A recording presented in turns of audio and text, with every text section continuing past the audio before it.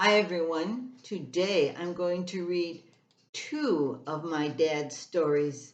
These both are about his little sister Lee, my Aunt Leona. Here is what Dad wrote. My sister Bernice and I got along real good. We were in all kinds of mischief and played all kinds of pranks together. We would at times say things like, "If you don't give me half your candy, I'll tell Mom who spilt the sugar." Well, B never did squeal on me. So it went on like that for years until little sister Leona was born. By the way, she was a half sister. Anyway, she was born on April 1st, April Fool's Day. Lee was no fool, but she was Ma's pet. And if I did do something out of line, she'd always run to our mom and say, "Ma, do you know what Charlie did today?" Of course, I did tease her quite a bit, especially when she would do her little rooster song for Mom. She would come out of the drapes in the bedroom, take a bow, and then go into her little song.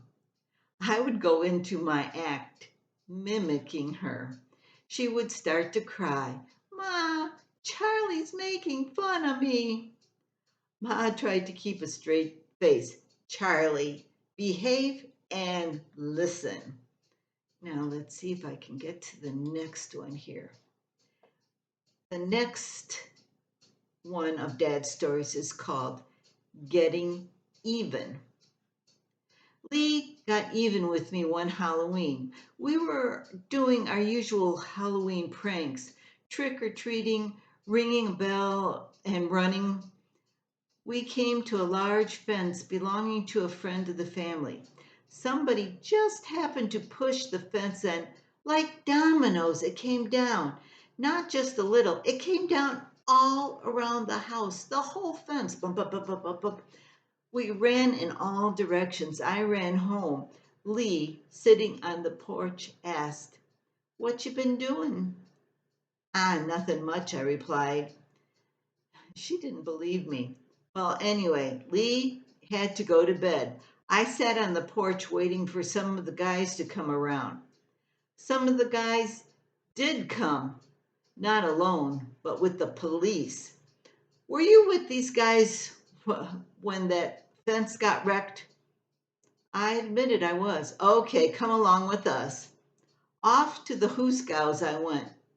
Hooskow I went. We were put in a cell, all of us in one cell. There we were. There were only two cells anyway, and one had spare tires and other junk stored in it. There was a drunk sitting in the same cell with us. He put his fingers to his lips so we would stay quiet. "Want to get out of here?" he asked. We all nodded. He tiptoed to the cell door, grabbed hold, and shook with all his might. The door rattled. The old guy turned back to us and said, "Locked." He went back to the corner of the cell where he laid down on the floor and went back to sleep. The gang was sitting on the bench against the cell wall when I heard my mother's voice on the stairs coming down. Then I heard the chief say, "Don't worry, Mrs. Paska. When we've scared them enough, we'll let them go home." I quickly got under the bench, and all the guys sat down and tried to cover me up with their legs. I heard Mom saying, "Charlie's not here, Chief." Then I heard Lee saying, "There he is, Mom, under the bench." My mom said, "Good for you. See what happens when you break the law." Lee said, "He was trying to hide, Ma, but I saw him."